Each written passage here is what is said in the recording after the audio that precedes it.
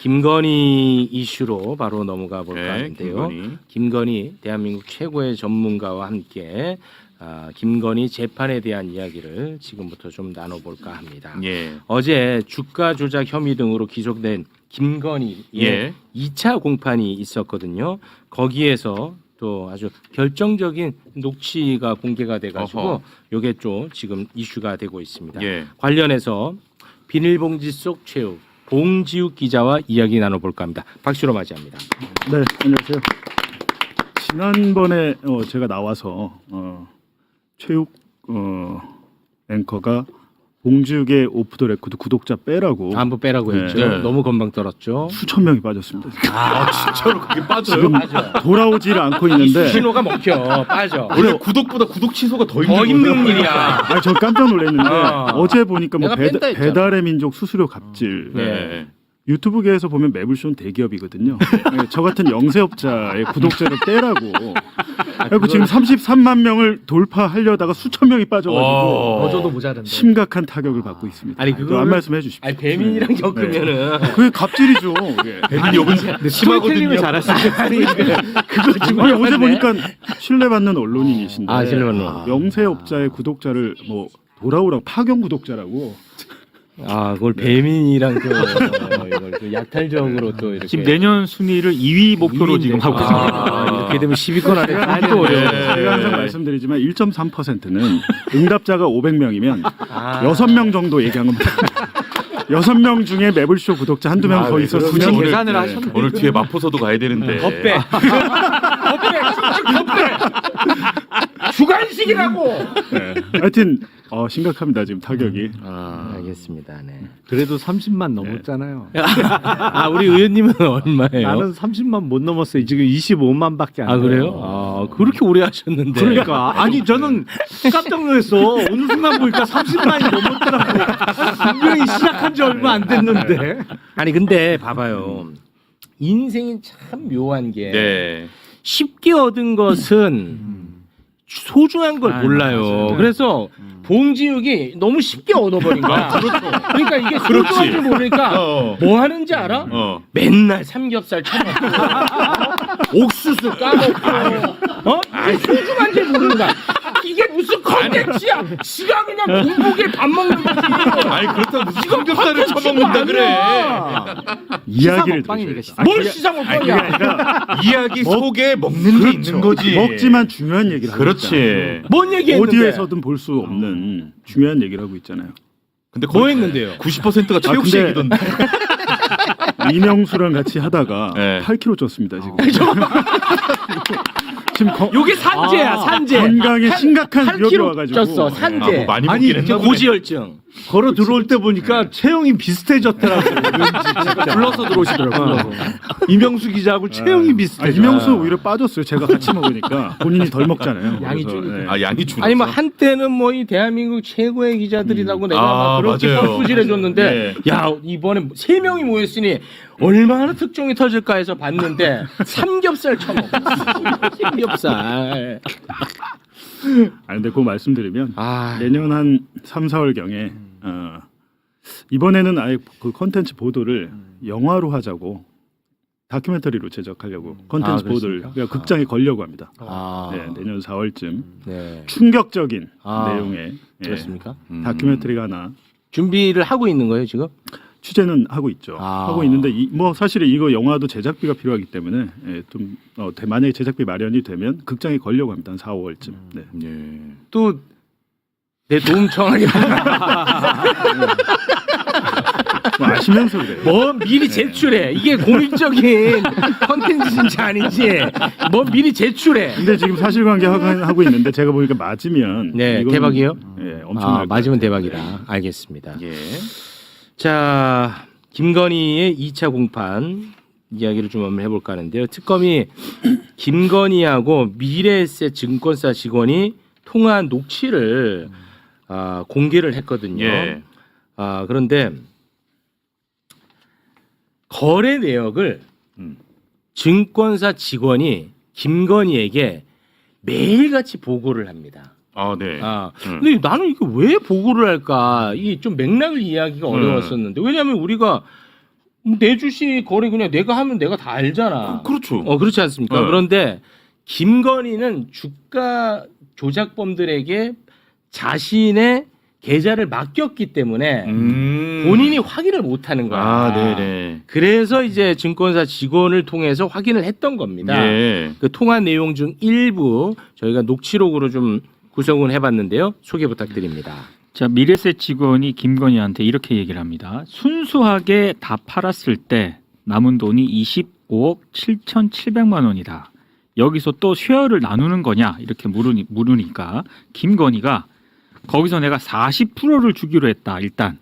그러니까 직원이 어휴 많이도 낸다 이렇게 얘기를 하면서 김건희가 6대4로 나누기로 하면 저쪽에다가 얼마 주는 거냐 거의 2억 7천 줘야 하는 것 같은데 라고 얘기를 합니다. 네. 이렇게 나눠주는 거는 뭐 주가 조작밖에 없거든요. 그렇죠. 그리고 이제 김건희는 도이치모터스 주가 조작을 통해 가지고 이 모든 것들을 이제 처분을 합니다. 처분 이후에 그 블랙펄 인베스트먼트가 작성한 김건희 엑셀 파일 알죠? 예. 그거를 받았나 봐요, 김건희가. 어허. 다 처분한 다음에 이게 제대로 이 정산이 됐는지 김건희 엑셀 파일을 김건희가 보면서 정산이 네. 잘 됐는지 확인하는 장면인 것처럼 보이는 통화 녹취가 있거든요. 녹취록으로 구성을 해봤습니다. 그게 이제 계좌의 잔고하고 수익금 계산이 정확하게 일치하는가 요거를 이제 서로 확인하는 거예요. 네. 미래세 직원이 14억 7,200 이렇게 얘기를 하니까 김건희가 그걸 매각한 금액이 잔고가 14억 7,200 끝자리가 279905예요 이렇게 얘기를 하니까 미래세 직원이 거기 혹시 써져 있는 걸 한번 그러니까 김건희가 통하다가 답답했는지 네. 제가 지금 바로 팩스로 보내드릴까요?라고 이제 얘기를 하는 거죠. 그렇습니다. 서로 이제 맞춰보는 거예요. 아, 예, 예. 여기에 이제 주가 조작범들이 갖고 있었던 김건희 엑셀 파일하고 예. 일치하는 내용입니다. 네. 네, 봉지욱 기자님. 네. 근데 이제 뭐 도이치모터스 사건은 최초에 2019년에 뉴스타파에서 시민보 기자가 최초 보도를 했고 이후 이제 2021년 지난 20대 대선 때 최초 그 문제가 됐잖아요. 그렇죠. 그럼 저 미래세 직원과의 통화 녹음 파일이 언제 나왔을까요? 검찰이 저걸 언제 확보했을까요? 오, 어떻게 생각하세요?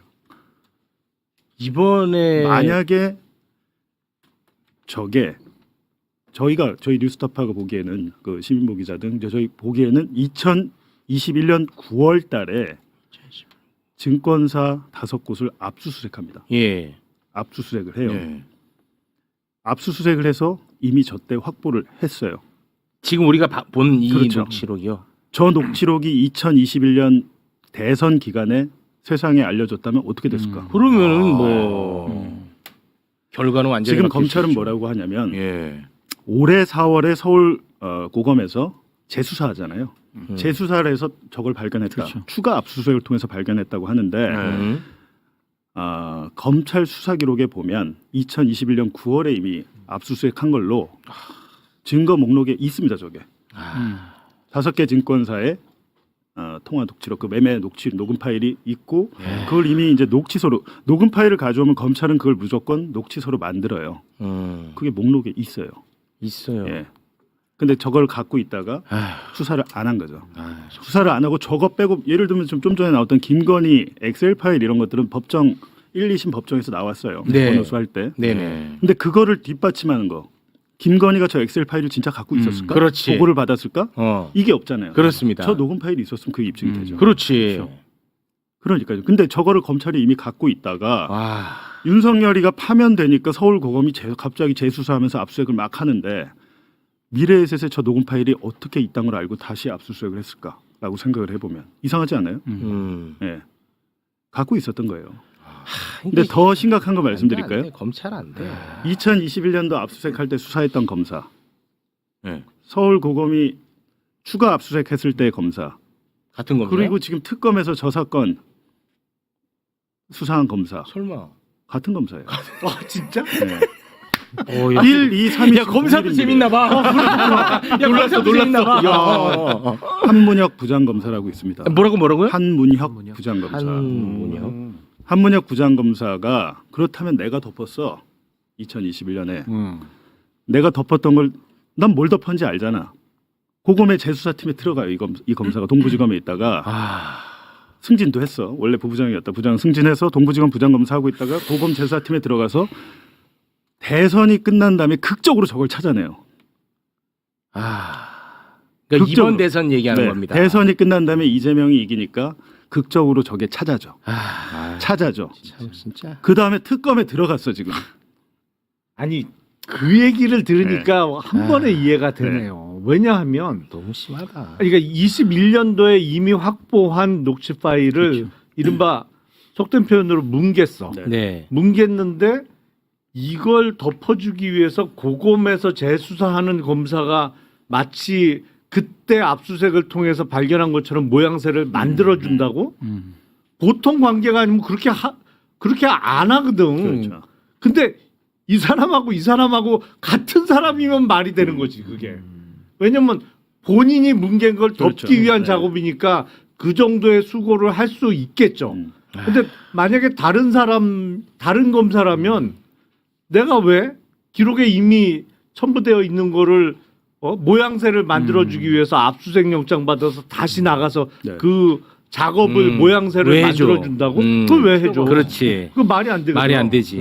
근데 같은 사람이라면 말이 되는 말이 거지. 되지. 그러니까 제가 볼 때는 이 사건은 김건희의 주가 조작 혐의는 증거가 완벽하게 나왔어요 이미 다. 이미 나왔었어. 이거는 사실 특검이 뭘 수사해야 되냐면 그때 누가 덮었어요. 그렇지. 그거 신인규가 맨날 우리 같이 근데 얘기하는 지금 거 아닙니까? 셀프 수사하고 있는 내가 나를 수사할 수 있습니까? 그게 문제. 이게 지금 김건희 특검의 심각한 모순이에요. 지금. 그러네. 이거 어떡합니까? 이거 방법이 어렵다 참 진짜. 아이고.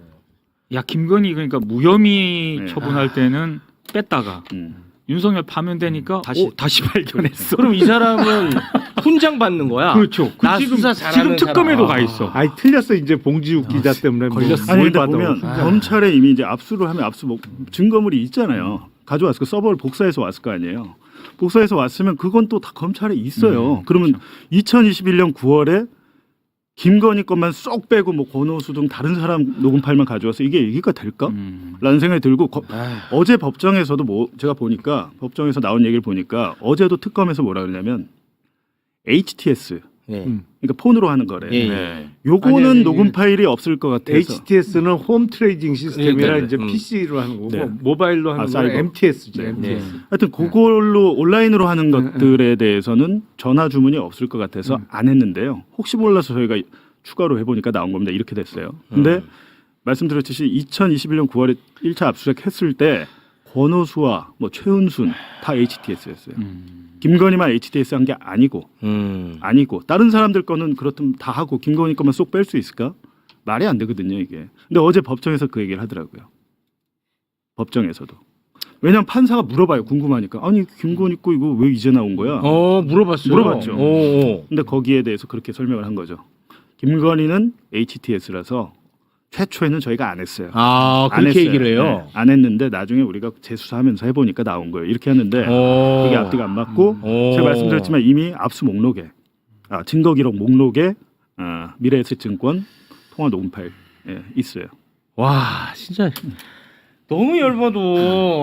아니 이런 사실도 모르고 나는 야 그래도 이거 이번에 성과 냈다고 나는 좋다고 이거 그렇지. 기사 갖고 온 거고. 세탁기 돌아갔어. 아까 방송 전에 우리 또 검사님은 이렇게 보더니 야, 역시 수사는 검사들이 잘해. 내가 언제 누구 안 잡고 언제까지 내가 검사들한테 우리가 놀아놔야 되냐. 정말 진짜 그러니까 믿을 사람은 제가 없다. 이번 특검에 너무 지금 아쉽고 안타까운 게 뭐냐면요. 네. 내란 특검도 결국에는 검찰 라인을 수사하려고 특검한 거예요. 근데 지금 박성재한테 막힌 거고 김건희 특검도 아까 봉 기자님 말씀하신 대로 덮은 검사들 수사하라고 사실 김건희 특검 한 건데 맞아요. 안 되고 있고 예. 최희병 특검도 그 수사 외압을 넣은 검찰 라인들 있잖아요. 맞아요. 공검찰이나 네. 국방부 라인 예. 거기를 지금 수사를 안 하고 있으니까 이게 정말 특검이 이대로 이렇게 가서는 안 된다. 좀 더 정말 가열차게 특검의 의미를 살려야 되는 거죠 지금. 근데 이게 태생적 한계가 있어. 특검에 다 검사가 들어가 있으니까. 그러니까요. 내가 그거 막 뭐라고 했더니 뭐 댓글뿐만 아니라 저렇게 양복 입은 사람들이 현실도 모르면서 가만히 있으라고 검사가 수사 제일 잘한다고 좀 닥치라고 나한테 그래갖고 그때부터 닥쳤지.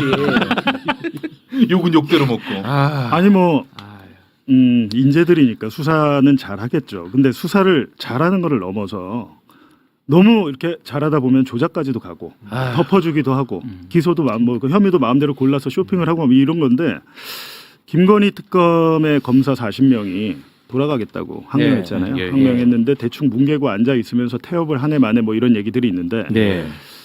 한 그중에 절반 이상은 지난 윤석열 정권에서 사실상 하명 수사라고 볼만한 그런 뭐 아이템들 그런 수사를 했던 검사들이더라라고 하는 거고 안 그래도 도이치모터스 관련해서 저희 시민보 기자가 제일 잘 알아서 제가 오기 전에 통화를 한번 해봤는데 지금 그 40명 그 검사 네. 실명 네. 공개하는 리포트들을 지금 편집하고 있대요. 와, 네, 진짜로? 오늘 공개를 하겠다고 하니까. 와. 아, 오늘 공개합니까? 네, 오늘 공개. 그럼 저희가 또 내일 섭외 좀 부탁 좀 드리겠습니다. 그래서 네. 문제는 20명 이상이고 거기에는 저를 수사했던 윤석열 명예훼손 사건으로 저를 수사했던 검사도 들어가 있어요. 네, 들어가 있어서 그러니까 저로서는 이제 조금 그렇죠. 물론 그 검사가 똑똑하고 디지털 포렌식에 굉장히 인정받는 검사더라고요. 서울대 컴퓨터공학과 나와가지고 중앙일보에 뭐 대문짝만하게 이렇게 나왔던 검사인데 그런 똑똑한 검사가 야 기자들 잡아 넣어 이 지시를 받고 제가 이제 조사를 받으면서 느낀 것은 제가 물어봅니다. 이 검사는 조사가 다 끝나고 전 진술 거부를 한 4시간 동안 한 다음에 마지막에 이제 사담을 하면서 물어봐요. 네. 검사님. 네. 만약에 검사님이 진짜 공정하게 네. 판단을 하실 수 있다면 제가 윤석열 명예훼손 이 사건 관련해서 제가 갖고 있는 모든 증거 자료를 제출하겠습니다. 네. 라고 얘기를 해요.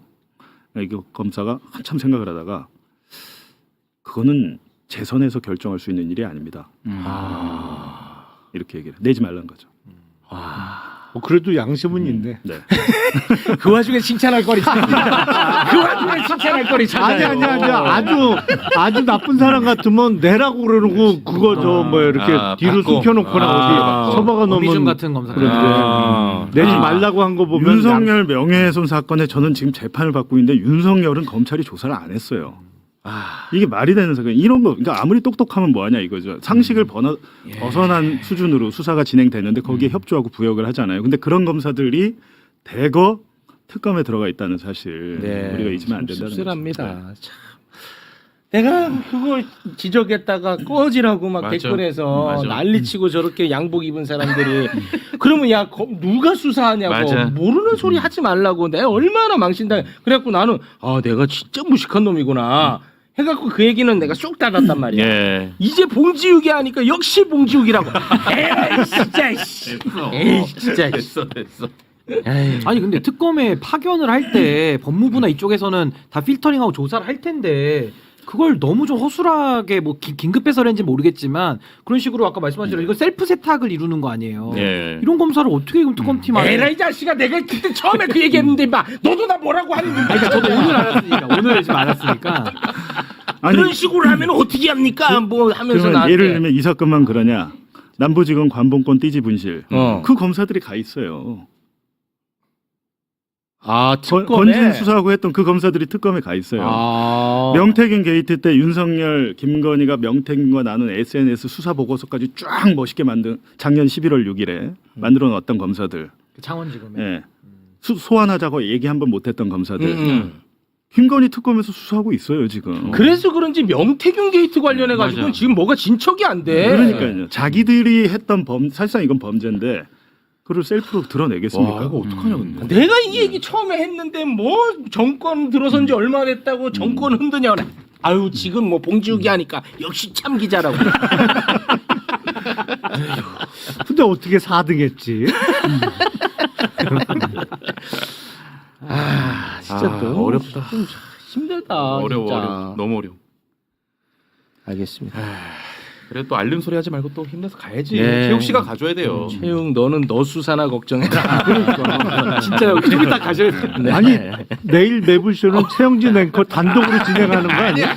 아니 내가 오늘 와. 내가 뭐 주가 조작했어요. 아니 왜? 아니 고소인이 세잖아. 고소인이 현역 국회의원인데. 아니 그러면 또 이제 그 고발 당합니다. 개혁신당에서 한 거예요. 고발.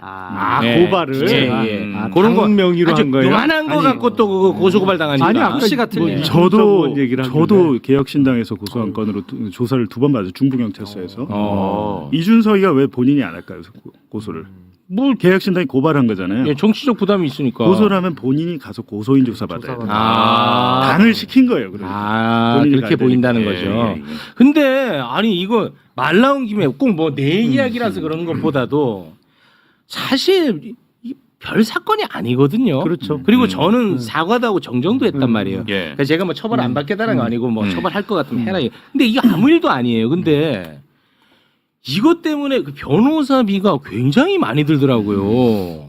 아니 변호사야 뭐 시간 투입을 하고 이제 네. 하는 거니까 이게 문제야 근데. 비용이 발생하는 건데 네. 저는 그래서 이런 종류의 특히 사건 있잖아요. 네네. 무슨 정치인. 정치적인 그 사안을 놓고 특히 명예훼손 뭐 이런 거로 고소 고발하는 네. 거는 수사기관에서 각하제도를 좀 더 적극적으로 맞아. 활용할 필요가 있어요. 진짜 맞아, 해야 돼요. 진짜 해야 아주 돼. 기계적으로 이틀 소환해서 받고. 피신 받고 뭐 다 한단 네. 말이야. 예. 이걸 굳이 할 필요 있냐? 사안이 그러니까. 너무 명백한데. 중요한 말씀. 예. 동영상에 다 나와 다 있고 나와 있거든. 발언 취지가 분명하고 맞아요. 왜 그런 발언이 이루어졌는지가 앞뒤가 연결이 되면 과감하게 소환 조사 없이 각하하는 거를 좀 적극 맞습니다. 활용해야지. 그냥 예. 이례적으로 다 불러 이런 그렇지. 거. 이게 기계적인 절차 때문에 악용이 되잖아요. 악용이 돼, 그 맞아. 피해자가 생기고 또 다른 네. 피해가 또 생기는 맞아요. 그러니까 이런 건 진짜 그러니까 아마도 이게 뭐 제 추측인데 예. 내가 이제 이따 조사받는 입장에서 이런 말하기 좀 그런데 아마 이 수사기관에서 이게 정당에서 고발을 한 건이라 얘 한 번도 안 부르고 예를 들어서 털어주면은 또 뭔가 좀 말 나올 것 같고 부담이 있는 것 같아. 그래서 굳이 부르는 거 아닌가 하는 생각이 드는데 근데 이게 이거를- 전형적인 형식적인 거 아니, 아니에요? 근데 이걸 헌법적 관점에서 우리가 늘 생각을 해야 되는 게 표현의 자유 중에서도 정치, 언론에 관한 표현의 자유는 극대화해서 보장하는 게 원칙이에요. 네. 근데 지금 이거는 갖다가 정당에서 고소고발 난무하게 해가지고 남용해가지고 많은 사람들이 입을 틀어막는 거거든요. 네. 그러니까 이 부분은 저는 각하제도 정말 그렇습니까? 적극적으로 저는 도입해서 해야 된다. 이봐봐 현실 모르고 또 왜? 최욱이 네가 비싼 변호사를 썼겠지라고 하는데 제일 싼 변호사 로스쿨 이제 막 졸업해갖고 헌법 1조 외우고 있더라고. 이제 그거 외우고 있더라고. 뭘 말도 안 되는 소리 봤냐? 야, 진짜 이 자식아.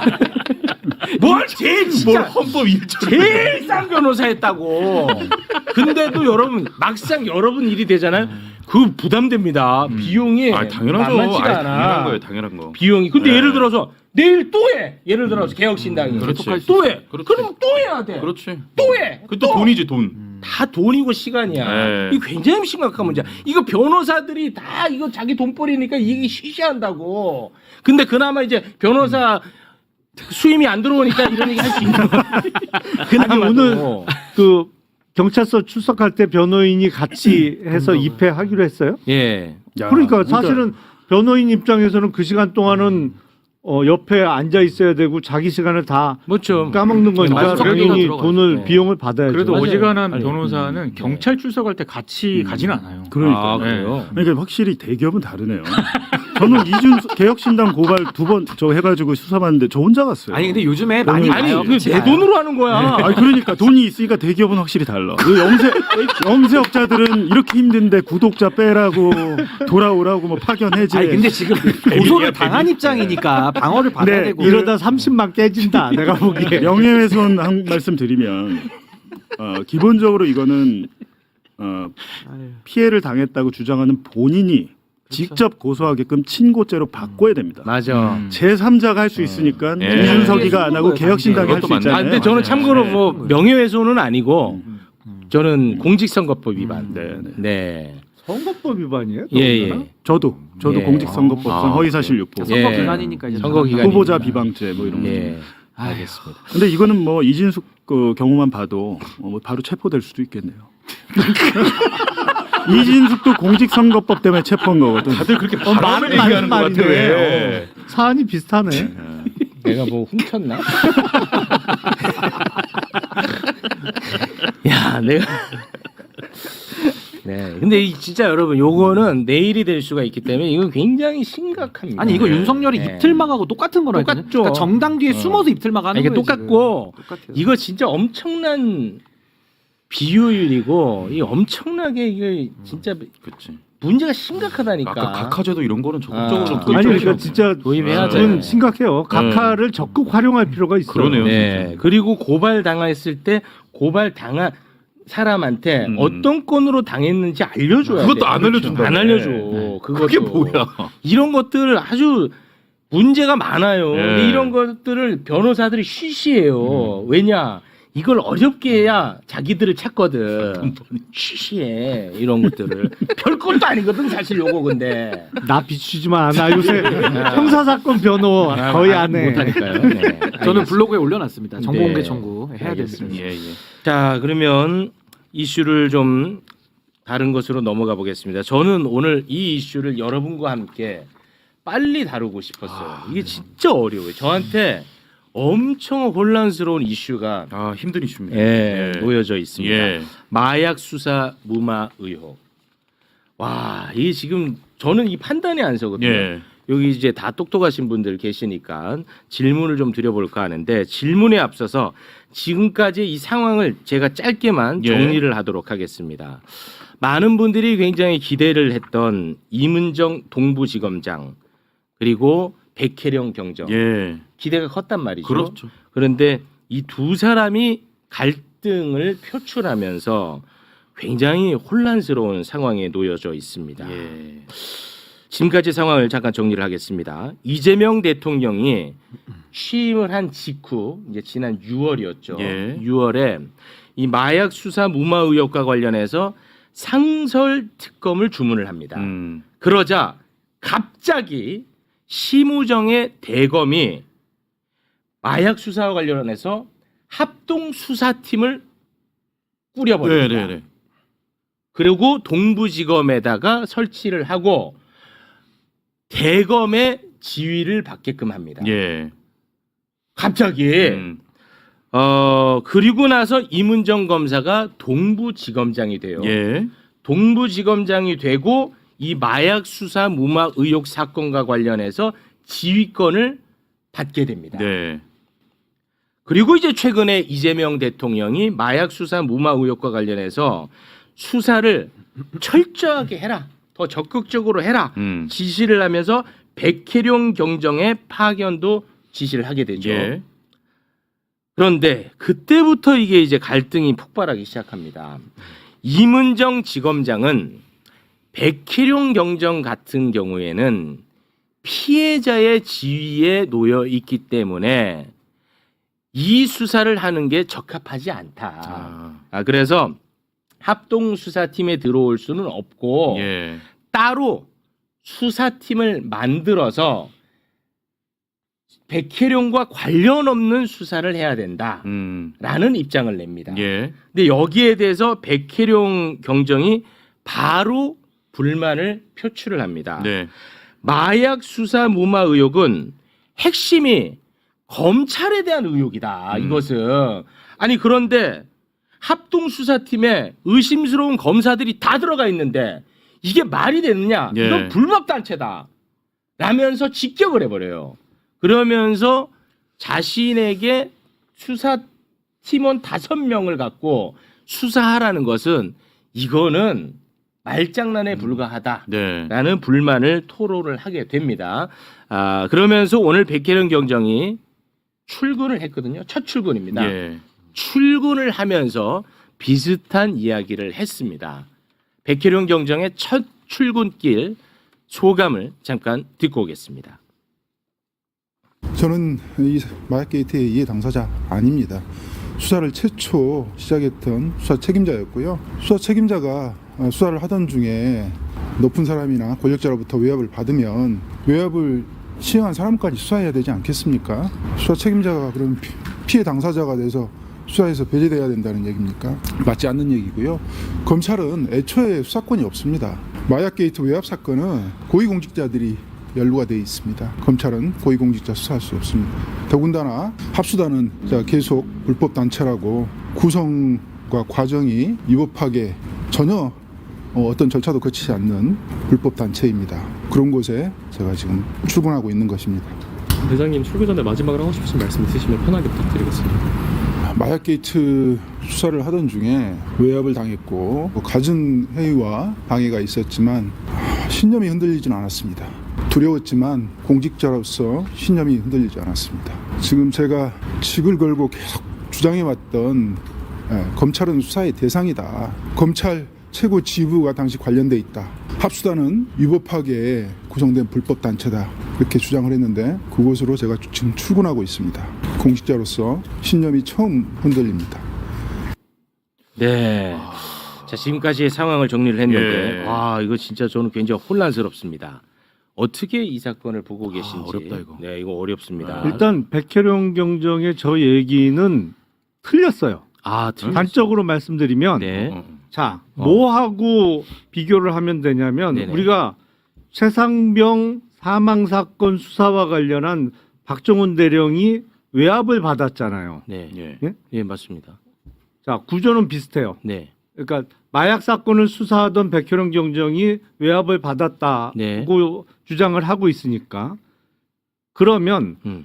박정훈 대령이 최상병 사망 사건과 관련한 외압에 있어서 수사팀장을 할 수 있느냐? 음. 그건 아니죠. 음. 왜냐하면 박정훈 대령은 일종의 피해자 지위에 있었단 말이에요. 네. 사건 기록을 원칙대로 경찰에 그 이관하기로 했는데 이걸 막았고 뭐 그리고 나서 직위 해제되고 계속 일련의 사건이 이제 항명으로 뭐 구속영장도 청구되고 했습니다만 백혜령 경정의 저런 논리라면 최상병 특검의 수사팀장이 박정훈 대령이 됐어야죠. 하지만 그건 법리적으로도 그렇고 논리적으로 맞지 않아요. 왜냐하면 어느 누구도 자기 사건의 수사관이나 재판관이 될 수 없어요. 왜냐하면 만약에 그렇게 되면 그거는 객관성이나 공정성에 시비가 걸리고 그리고 법률적으로도 사건 관계자가 수사하면서 수집한 증거는 재판 과정에서 다 증거 능력에 문제가 제기될 수밖에 없어요. 네. 그러니까 이재명 대통령께서 말씀하신 수사팀에 합류하라는 얘기는 네. 앞단 부분, 마약 밀수 부분과 관련해서 더 그때 수사를 하려고 했는데 외압을 받아서 수사가 중단되고 제대로 못했으니 예. 이 부분을 백혜령 경정이 수사는 할 수 있어요. 그 부분 앞단 부분은 그러니까 수사 밀수 그러니까 마약 밀수와 관련한 수사는 가능한데 그렇죠.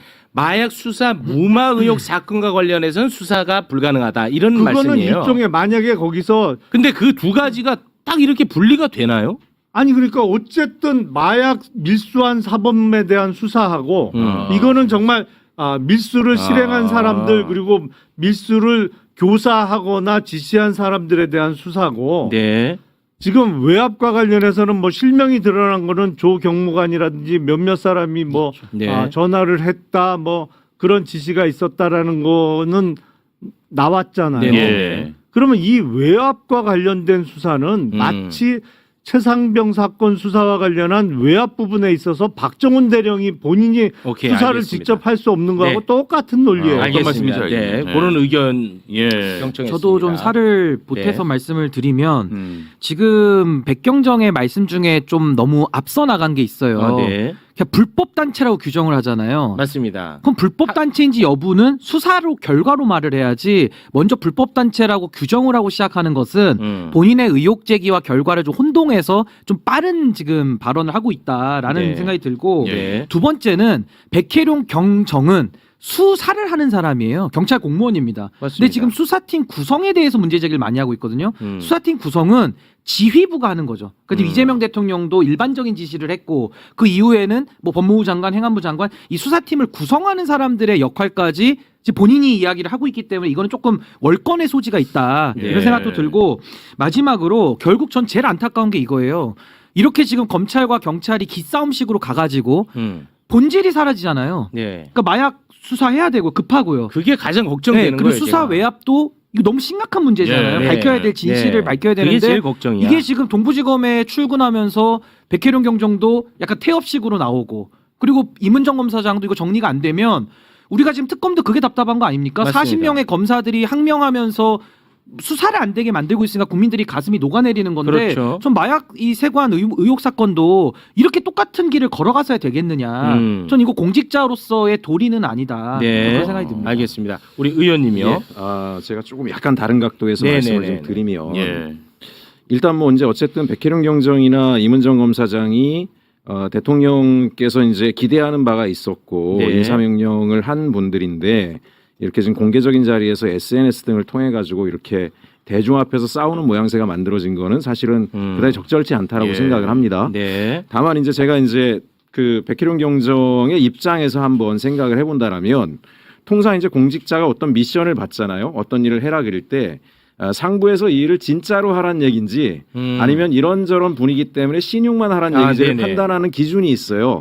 그럼 첫 번째는 뭐냐? 분명한 권한을 주는 거. 인력을 충분히 주는 거, 예산을 주고 하라는 얘기는 이건 진짜 한번 해보라는 거예요. 그렇죠. 예. 근데 이걸 제대로 안 준다는 얘기는 여기저기서 이걸 해야 된다라고 얘기하니까 안 할 수는 없는데 대충 적당히 하란 메시지거든요. 근데 이제 백혜룡이라는 사람은 굉장히 자존심이 센 사람이고 자기가 어쨌든 대통령께서 거기서 인사까지 이렇게 얘기를 하셨으니 네. 가서 단기간에 성과를 내고 싶을 거예요. 네. 그러면 이제 본인이 왜 하루 태업했냐? 저도 알아보니까 통상 이제 이렇게 인사를 내더라도 인사 담당자가 미리 연락을 해가지고 며칠부터 출근 가능하냐 뭐 이런 것들을 물어봅니다. 그래서 이제 본인이 그 지금 현재 집에서 여기까지 출근하는 3시간 이상이 걸린대요. 네. 그러면 제가 며칠부터 출근하겠습니다. 사전에 숙소나 이런 거 준비해야 됩니다. 그때까지 양해해 주시면서 이런 걸 해야 되는데 전혀 그런 거 없이 며칠부터 출근해라 그러고 딱 던졌다는 거예요. 그런데다가 이제 수사팀은 5명으로 구성하라 그러는데 그 본인이 원래 마약 사건 수사할 때 한 5, 60명 됐다는 것 같아요. 그럼 5명 가지고 이렇게 수사를 하라는 얘기 자체도 굉장히 당혹스럽기도 했고 네. 또 하나는 합수단에 대해서 좀 과하게 얘기한 건 맞긴 한데 어쨌든 심우전 전 검찰총장이 인천지검장을 할 때 이 네. 마약 사건을 은폐했다라고 하는 의혹을 받는 당사자가 거기에 연루돼 있던 사람들이 합수단 구성을 한 거잖아요. 네. 그러니까 기본적으로 이 합수단의 지휘 체계 하에서는 정상적인 수사가 안 된다. 말씀드린 것처럼 2개로 나눠놓고 보더라도 이 마약 사건이라고 하는 것 자체 은폐 축소까지는 수사할 수 있죠. 자기에 대한 외압 여부, 자기를 인사적으로 불이익을 준 거에 대해서는 본인이 할 수 없더라도 네. 근데 이제 문제는 지휘 체계 상부에 있는 사람이 은폐 축소를 했다라고 하는 의혹을 받고 있는 사람들이 거기 있는데 그 지휘 체계 하에서 수사를 할 수 있냐 이거예요.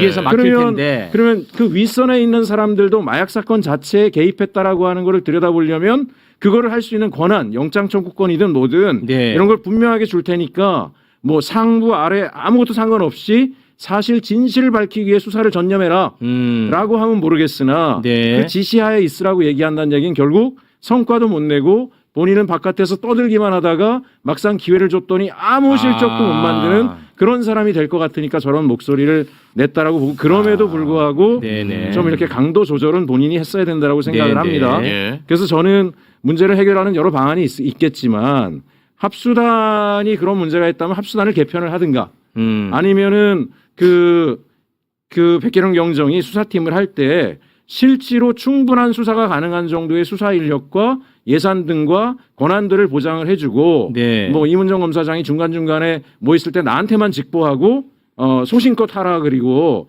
이 소위 말하는 이 사건을 은폐 축소한 사람들은 지휘 고하를 막론하고 다 수사해서 근데 그것이 사적 보복 여부가 있다라는 거는 이문정 검사장이 보면 되지 않겠습니까? 사적 감정으로 수사를 했는지 안 했는지는. 네네. 그래서 저는 이 문제가 좀 이렇게 풀렸으면 좋겠다라는 생각을 하는데 네네. 두 분이 오늘 안에서 많은 얘기들을 하겠죠. 근데 잘 저는 뭐 예. 여기 조금 이견이 있는 게 네. 만약에 우리 최혁진 의원님 말씀대로 백혜룡 경정이 뭐 영장 청구권도 필요하고 뭐도 필요하고 이런 얘기로 가면은 전 이거 잘못된 방향이라고 봅니다. 왜냐하면 수사 기소 분리를 하기 위해서 지금 이 노력을 하고 있는데 또 합쳐주지 않으면 못하겠다 이런 논리로 들릴 수가 있어서 또 헌법 체계에도 맞지가 않는 부분이 있어서 그건 너무 과한 요구를 하는 것이고 또 하나 저는 대전제가 일단은 잘못된 게 과거에 윤석열 정권에서 백혜룡 경정이 고생하고 힘들었던 이유는 네. 지휘 라인이 다 윤석열 사단들이었기 때문에 그 외압이 발생했고 수사가 막혔던 건데 네. 지금은 이재명 대통령, 뭐 법무부 장관, 행안부 장관 또 그 위에 수뇌부가 저는 지금 다 정권이 교체된 이후에 새로운 사람들이 들어갔고 그 안에 있는 뭐 검사장급들 아마 얘기하는 것 같은데 그 사람들은 수사를 통해서 결과를 얘기해야 되는 것이지 그 사람들은 이미 수사 외압에 당사자다라는 식으로 결론을 내리고 시작을 하게 되면 저는 그건 좀 수사 원칙에는 맞지 않는 그건 것 아니에요. 같아요. 왜냐하면 어제 과방위에서 문 검사님이 네. 눈물을 흘리면서 예, 예. 정직하게 일하는 검사들이 이런 불이익 당하는 거에 대해서 빨리 개선을 해달라 그랬는데 사실은 그 불이익을 만들었던 어미준 검사가 아직도 검사 라인에서 일하고 있잖아요. 근데 그건 사건이 다르잖아요. 예, 특방 어쨌든 다른 사건이고 사건이지만 사건이고. 무슨 얘기냐면 네네. 윤정부 때 윤정부의 국정농단에 충실한 개 역할을 했던 사람들이 아직 다 우리가 청산이 안 아직 됐어요. 있다. 요소요소의 뿌리를 받고 있기 때문에 예. 이 청산과 관련된 일을 하는 것을 그 사람들의 지휘라인이나 체계에서 일을 하게 되면 청산 자체가 될 수가 없습니다. 그래서 이거는 단호한 개혁을 하겠다라고 하는 입지로 권한을 좀 부여를 하고 일을 하게 해줘야 뿌리를 뽑을 수 있는 거지. 네. 사실은 어쨌든 인천지검 당시에 심우정 인천지검장 밑에서 일했던 검사들이 영전이 돼서 대검 구석구석에서 있고 마약 사건 합수단에도 영향을 미치는 위치에 있다라고 한다라면 네. 그 지휘 체계 하에서 어떻게 그게 제대로 된 수사를 할 수 있겠습니까? 그래서 이거는 다른 각도로 좀 접근할 네. 필요가 있다. 저는 그렇게 생각을 합니다. 알겠습니다. 일단 지휘권은 대검에 있는 게 아니고 이제는 동부지검. 동부지검에 네, 있잖아요. 그렇죠. 이문정 검사장이 지휘권을 맞습니다. 갖고 네. 있는 거고 네. 백혜룡 경정이 아무리 대통령께서 직접 언급해서 수사팀에 합류했더라도 네. 영장 청구권을 가질 수는 없어요. 그건 헌법 위반이에요. 기본적으로. 그 예를 네. 드신 것 같고요. 네, 네, 네, 네. 네. 예, 알겠습니다. 네. 근데 뭐 핵심은 아마 지금 이 건에 대해서 관심들이 지금 진짜 많잖아. 네. 근데 나는 진짜 혼란스럽고 핵심은 뭐냐? 이 본질이 이러다가 사라질까봐 그게 걱정되는 거거든요. 사실 뭐 제가 좀 냉정해 볼 수도 있지만 저는 뭐 이문정 검사장의 팬클럽도 아니고 백혜령 경장의 팬클럽도 아닙니다. 예. 저는 이 문제가 잘 해결되고 성과를 내는 것 이게 당연히 이거밖에 본질이죠. 없어요 저는 관심이. 본질이고 핵심. 예, 근데 이거를 어떤 식으로 해야 될지는 제가 모르겠어요. 네. 이게 참 큰 난감합니다. 저는 하여간 똑같습니다. 인력, 권한, 예산 딱 주고 네. 수사 범위 딱 정해주고 그 협의해서 결정해가지고 진행하게 환경을 환경을 만들어주면 된다. 된다. 어려운 일 아니다. 모든 아. 공직사회가 다 공직사회 일 경험해 보신 분들은 특별한 역할을 맡을 땐 다 그렇게 해요. 그러면 예. 백혜룡 경정의 수사팀을 따로 빼는 거에 대해서는 나쁘지 않게 보시는 건데 뭐 따로 그 빼든- 규모에 대해서 말씀을 하시는 거예요? 따로 빼든 어떻든지 간에 명확하게 윗선에서 정리를 해줘야 되는 거는 네. 왜 그 개인에 대한 외압이 아니라 은폐 축소와 관련돼 있던 고위직까지를 다 수사할 수 있도록 하고 공식적으로 권한을 부여했으니까 소신껏 하라. 라고 얘기하고 인원이 얼마 필요하냐 물어보면 네. 저는 적어도 이 정도까지 하려면 20명 필요합니다 하면 20명 다 해주진 못하더라도 그게 이제 협의를 해서 네네. 해주면 되는 거죠. 그리고 중간중간에 보고받고 사건이 생각보다 커지고 있습니다. 인력이 더 투입돼야 됩니다. 그럼 더 투입해주면 돼요. 네. 그게 수사를 맡길 때 또는 모든 공직사에서 일을 맡길 때 통상 그렇게 하는데 그걸 안 해주고 해버리면 권한이 어디까지인지도 애매모호하고 예, 예. 네. 이러면 일을 할 수가 없어요. 누구도 알겠습니다. 성과를 만들 수 없습니다. 네네 예. 알겠습니다. 야, 이 뭐 하나 쉬운 게 없어. 다 어려워, 진짜 쉬운 게 하나도 없어. 아이고. 네. 잠깐 뭐 쉬어가는 코너로 우리 검사님 나와 계시니까 검사는 한번 좀 씻고 가겠습니다. 또 바닥으로 가시겠네. 예, 아니 일단은 이번 국감장에 어제 이거 사실 하고 싶었는데 예, 예. 시간이 없어서 못했는데 국감장에 법사위 국감장에 예. 그 박상용이가 또 나왔거든요. 아, 또. 근데 박상용이 진짜 너무 오만해. 진짜. 나는 정말 너무 고통스럽습니다. 너무 힘들어요. 네. 박상용의 오만함을 보고 와서 김용남 검사 한번 제가 손을 보도록 하겠습니다. 함께 보시죠. 네, 박상현 검사 최근에 휴대폰 교체한 적 있어요? 없습니다. 혹시 차명폰이나 대포폰 등 다른 사람이 묻지 마시고요. 네, 지금 없습니다. 네, 재밌습니까 지금? 없습니다. 그리고 권고하는데 당분간도 휴대폰 바꾸거나 특히 분실하지 마십시오. 답변하세요. 그럴 말씀을 드릴 이유까지는 없을 것 같습니다. 제가 알아서 하겠습니다. 그거. 지금 장난하십니까? 라임 사건 슬쩍 터지자마자 그 검사들 어떻게 했습니까? 동시에 휴대폰 다 분실했어요.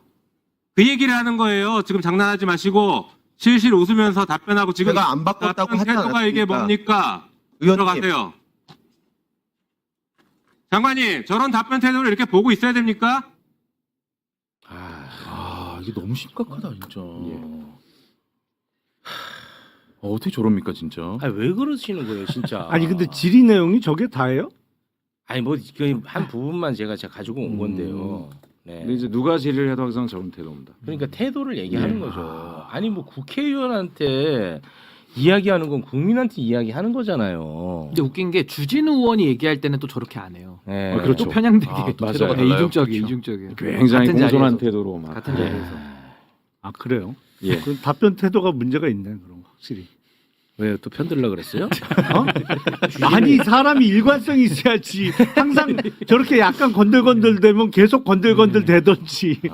아니 좀 전에 감사원 감사 이제 하는데도요. 유병호 전 사무총장 있잖아요. 지금 네. 아직도 이사예요. 그 문제예요. 문제잖아요. 제가 아까 얘기 들으니까 신발을 벗고요 뒤에서 신발을 벗고 이러고 있다가 증인 불러내니까 신발 주섬주섬 신고 와, 이러고 나와가지고 진짜? 딱 이런 눈을 부라리면서 예.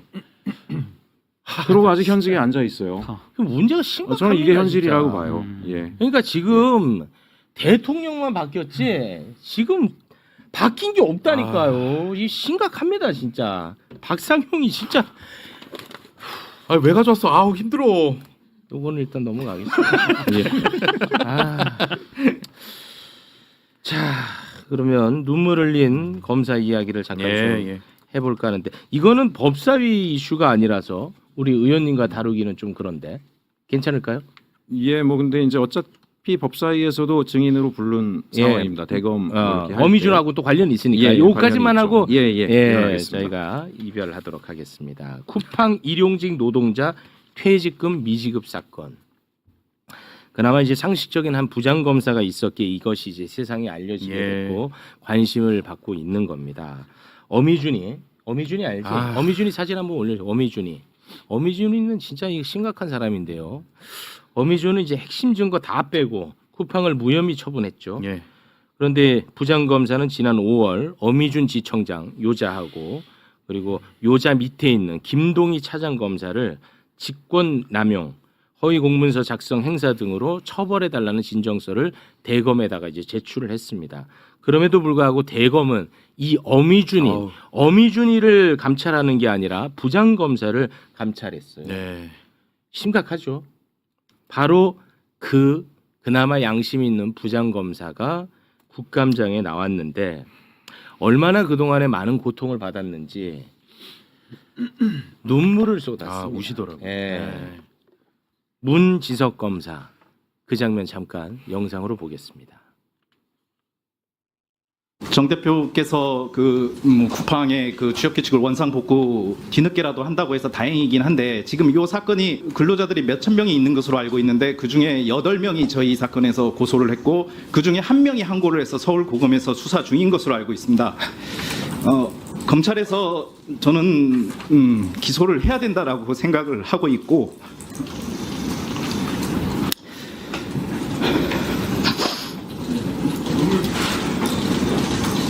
자, 참고인 진정하시고 천천히 말씀하셔도 됩니다.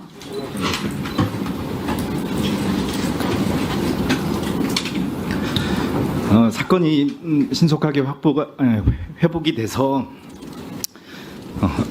사회적 약자인 근로자들이 그 200만 원 정도 되는 퇴직금이라도 좀 신속하게 받게 됐으면 좋겠습니다. 그리고 이 과정에서 부적절한 행동을 했던 공무원들이 잘못이 있다면은 저 포함해서 모든 사람이 그의 잘못에 상응하는 처분을 받았으면 좋겠습니다. 예, 이상입니다. 네, 문지석 검사님 용기 있는 발언해 주셔서 고맙습니다. 네, 죄송합니다.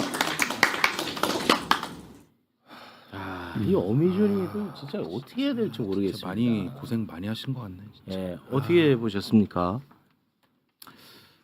예, 정말 말도 안 되는 거잖아요. 어미준은 그냥 보안 수사를 가지고 장난질을 한 게 아니라 지가 증거 자체를 조작한 사람이기 때문에 완전히 지금 바로 구속시켜 버려야 됩니다. 진짜 이거 예? 심각해요. 그리고 지금 보면 저도 말씀드리지만 좋은 공직자들이 아주 많아요. 국민들을 정말 섬기려고 하고 공공성을. 근데 이 사람들이 이게 공통적인 문제가 뭐냐면 이런 사람들이 위로 가는 게 아니라 나쁜 놈들이 라인 타고 다 위로 가가지고 맞습니다. 이 공직 사회를 망치고 있는 거잖아요. 예. 그래서 제가 이번에 국감하는데 고위공직자들이 저한테 부탁을 한 게 있어요. 무슨 얘기냐면 우리가 민주당 편이 아니어도 예를 들면 문재인 정부가 들어섰어요. 근데 정말 뭐 자기들이 너무 평생 하고 싶던 좋은 정책들을 해서 열심히 하면 저쪽 국민의힘 정부가 들어서면 탈탈 털어가지고 괴롭히고 옷 벗기고 막 장난이 아니었대요.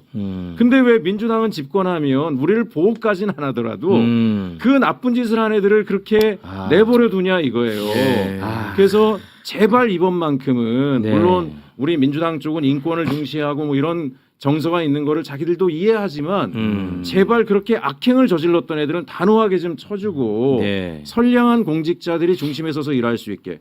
저희 그 검사 저 부장검사가 얼마나 마음의 상처를 많이 입었겠어요. 그렇습니다. 저런 분들이 한둘이 아닐 거라고요. 거의 80-90%는 다 저런 마음으로 일을 해요. 그러나 소위 특수통이 돼가지고 정치검사 돼가지고 온갖 좋은 자리 다 차지하고 가는 그 인간들이 지금 검찰개혁 논의까지 나오게 만들어버린 거라서 네. 저는 요번에 이 문건사님이 저 눈물을 절대 우리가 잊어버리지 말고 예. 저걸 계기로 확실한 개혁을 해야 된다. 공직개혁을 그런 생각을 합니다. 근데 분명히 네. 어미준이는 뭐 여차저차해서 검찰에 남아 있을 수도 있고 아니면 뭐 나갈 수도 있겠지. 예.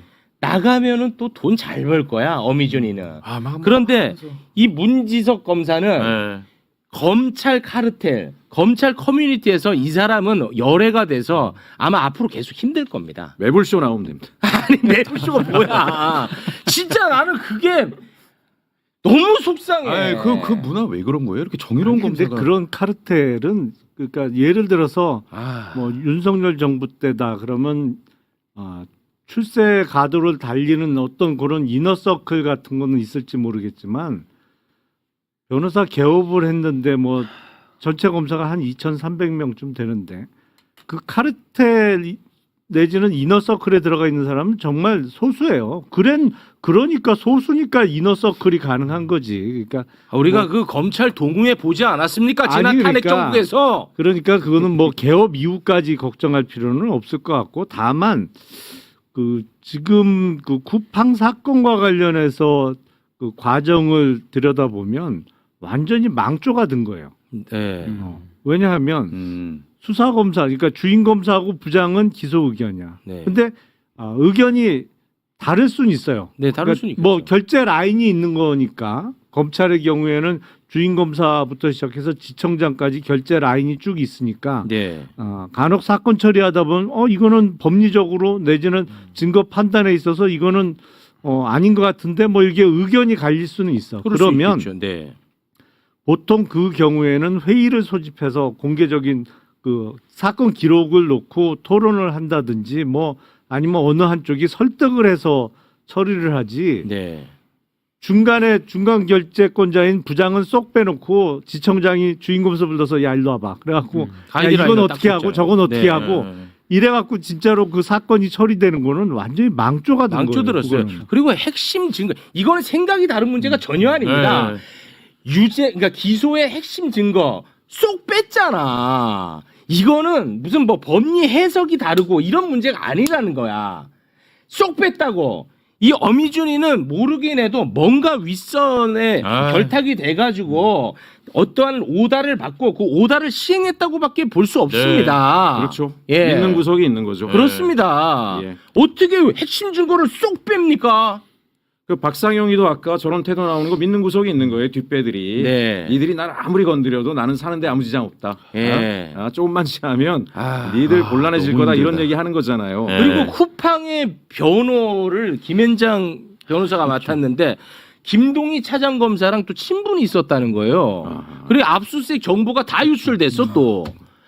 엉망도 이런 엉망이었고 이거 정말 심각한 문제라니까 어미준이. 그러니까 김동희 차장검사는 쿠팡 측 변호사하고 좀 친분이 있었고 네. 어미준 지청장 같은 경우에는 당시에 윤석열 정부의 쿠팡 측 관계자들이 많이 들어가요. 그러니까 인적 교류가 굉장히 많았습니다. 그러니까 그쪽에서 뭔가 오더가 왔다면 왔을 가능성이 있는 이게 거죠. 굉장히 심각하다니까 이거. 그러니까 어미준 전 지청장에서 끝나는 사건도 아니에요. 이거는. 맞습니다. 네. 그래서 저도 이게 제도 개혁도 우리가 신경은 써야 되지만 아. 더 중요한 게 인적 청산을 제대로 해야 되거든요. 있거든요. 과거에도 하나회를 YS 대통령이 취임한 지 사흘 만에 그냥 다 별 40개를 떼버리지 않습니까? 그래서 저는 이 윤석열 사단으로 어느 정도 확인이 된 사람들은 지금 뭐 어미중 광주고검에 있다고 아까 자막에 나오는데 저 광주고검에 있어서 안 될 자죠. 예. 빨리 옷을 벗기고 저런 사람은 수사를 통해서 지은 죄에 대해서 저는 값을 치러야 되는 거 아니냐. 네. 인적 청산도 확실하게 해야 된다. 예. 생각이 듭니다. 알겠습니다. 자, 귀한 시간 내주신 우리 최혁진 의원님과는 여기서 인사를 나눌까 하는데요. 혹시 뭐 못다 하신 말씀이 있으실까요? 아니 먼저 국감장 갔어요. 다시 네. 잠시 콧불소로 변신했다가 예. 끝나면 다시 소프트 아이스크림으로 네. 이렇게. 오늘 사실 의원님이 네. 식사 시간을 포기하고 오신 아, 거예요. 그러신 거구나. 예. 너무 감사합니다. 예. 그렇다고 밥을 주시지는 않으면서. 밥을 어떻게 줘요? 저희는 또 뇌물은 들어가지 않습니다. 최혁진 의원님 대단히 고맙습니다. 네, 감사합니다. 감사합니다. 자, 저희가 이제 국감 이슈를 좀 다뤄봤는데 네. 다룬 김에 국감 이슈 하나 좀 더 다뤄볼까 합니다. 국민의힘 출신은 오늘 내 눈에 띄지 말라고 미리 좀 사전 경고를 해라. 네, 국민의힘 출신들 내 눈에 오늘 안 띄면 좋을 것 같습니다. 국민의힘의 최악의 정치인은 끝도 없이 생성되고 있습니다. 오늘은요. 네. 대구 북구 갑의 우재준 의원을 만나볼까 또 하는데 뭐 했어요? 이자는 심지어 국민의힘의 청년 최고위원이야. 네. 이 우재준 많이 알려지지 않은 사람입니다. 근데 저는 우재준을 저질 폐륜 정치인이라고 부르고 싶습니다. 네. 먼저 저질 수준 떨어지는 행태부터 볼까 하는데요. 그 귀한 국정감사장에서 네. 어떤 짓을 했는지 저질스러운 정치 행태 여러분과 함께 보겠습니다. 혹시 이동호 씨 알고 있습니까? 이동호 씨가 누구죠? 예, 이재명 대통령님의 아드님입니다. 아, 그렇습니까? 예. 네. 그 얼마 전에 결혼하셨죠? 네. 그때 참석을 하셨죠? 네. 참석을 하셨는데 자료에는 축의금에 대해서는 해당 사항이 없다라고 이야기를 하셨는데 맞습니까? 워낙 사람들이 많았는데 축의금을 낼 수 있는 장소도 안 보이던데요. 그래서 축하는 하러 갔습니다만 축의금은 따로 내지 않았습니다. 축의금 하지 않았습니까? 당황해. 네. 결혼식에 갔는데 별도로 축의를 하지 않으셨습니까? 계속 물어봐. 해야 되는데. 그때 축의금을 거절한다는 말은 없더라고요. 별도의 축의금을 내지 말라는 말도 없다. 그러면 얼마나 축의금을 받았을지 되게 궁금하실 겁니다. 근데 진짜 축의 안 하셨습니까? 네. 아, 이거 예전이지? 네, 제가 이거 예전. 하나 실수한 게 있는데 예. 이거 7월 영상, 예. 7월 인사청문회 인사청문회 영상이고. 당시에. 자, 그리고 이번 이제 국감장으로 예. 가겠습니다. 이 폐륜적인 모습 갑니다. 폐륜적인 모습. 아, 네네. 2024년 6월에 아리셀 공장에서 화재가 발생합니다. 아, 화성에 있는. 예. 그래서 23분이 사망하는 맞습니다. 참사가 발생을 한 거죠. 예. 당시 이제 공장 내 비상구 안전시설 관리가 완전히 엉망이었던 거야. 네네. 그런 이제 사실상 인재였던 겁니다. 사실상 인재. 그래서 책임을 다하지 않은 박순관 대표에게 법원은 15년형을 선고를 했거든요. 예. 그런데 이 우재준은요. 사망한 23분의 노동자와 유가족보다는 네. 15년형을 살게 된 대표를 걱정합니다. 안 믿기죠? 말이 안 되죠. 영상으로 보겠습니다. 얼마 전에 아리셀 그 배터리 공장 그분 1심에서 얼마 받은지 아십니까? 형량을? 15년도 피해자 입장에서는 약하다고. 징역 15년 받았죠. 네네. 징역 15년이면 폐가망신 아닙니까? 사람 목숨이 23분이나 돌아가셨습니다. 그게 과실치사지 않습니까? 과실치사 업무상과실 너무나도 안타까운 사고지만 과실치사지 않습니까? 사실은 그게 간첩 혐의보다 높게 받았어요. 간첩 혐의보다도 그게 지금 아리셀 이 업무상 과실치사가 높게 받았습니다. 뭔데? 이거 어떻게 봐야 됩니까? 그러니까 저기서 얘기한 그 간첩 혐의보다 높게 받았다는 그 얘기는 어떤 사건이냐면은요. 9월 25일에 대법원이 간첩 활동을 벌인 혐의로 그 민주노총 간부가 기소가 되거든요. 그때 그 간부에게 징역 9년 6개월의 형을 확정을 합니다. 네. 그걸 아마 언급을 하면서 네. 이제 더 많이 받았다 이렇게 얘기를 한 건데 비교 대상이 아니지 않나요? 아니죠 이거는. 더더군다나 어제 국정감사는 환경노동위원회 국정감사입니다. 갑자기 왜 이거 간첩 혐의 이걸 비교를 하면서 좀 이거는 선을 완전히 넘어선 아까 거죠. 최욱 씨도 말씀하셨지만 이거 사건이 안전보건 확보 의무 위반, 그렇죠. 뭐 비상구 미설치, 무허가 파견업체 근로자 투입해서 발생한 사고잖아요. 23명이 돌아가셨습니다. 와, 이거를 나는 인재인데. 놀랐어요. 아니 그리고 이제 그 앞단에 나왔던 이재명 대통령 아들 그 결혼식 축의금 문제는 어떻게 된 거냐면 저기 기사화가 한 번 됐었는데 네. 그 아들 이동호 씨가 자기가 결혼한다고 요새 왜 온라인 청첩장 많이 네, 돌리잖아요. 맞습니다. 이렇게. 모바일 청첩장. 뭐 이렇게 톡으로 이렇게 보내는 거. 거기에 축의금 그 계좌번호가 이제 이동호 씨 명의 계좌번호가 적혀 있었던 건 맞아요. 네. 온라인으로 돌리는 그게 이재명 대통령의 계좌번호가 적혀 있었던 게 아니고 그런데 이거를 뭐 자기 친구들이나 누구한테 보낼 때 못 오면 나한테 뭐 축의금 보내라고 할 수 있잖아요. 요새 그렇게 많이 하니까. 그럼요. 네. 근데 누가 이게 근데 그 대통령 취임 이후에 하는 결혼이라 문제거리가 될 수 있겠다고 해서 사실은 대통령실에 이제 민정비서관실에다가 연락을 했어요. 그래갖고 이제 모르고 있었지. 사실은 그 뭐 용산 대통령실하고 의논하고 이동호 씨가 자기 온라인 청첩장을 만든 게 아니니까. 네네네. 그래서 그렇게 생각할 수도 있겠다 그래갖고 바로 그 계좌를 폐쇄했어요. 그랬어요? 네. 그리고 결혼식장에 온 하객들한테는 축의금을 안 받았어. 그랬어요? 근데 그거 받으면 안 되나? 이거를 그 국회에서 문제 삼는 거는 약간 사실을 전혀 모르고 있었던 건지 아니면 뭐 알고도 억지를 부린 건지 모르겠는데 사실관계는 그렇습니다. 그러니까 이거 하등에 문제될 일은 전혀 아니었어요. 아니 받았다고 해서 문제됩니까? 그렇지 사실은 축의금 뭐 아니 성인 아들인데 다 가정이 있을 텐데. 그러니까 이동호 씨도 친구 결혼식 가서 축의금 그동안 냈을 거 아니에요. 그렇죠.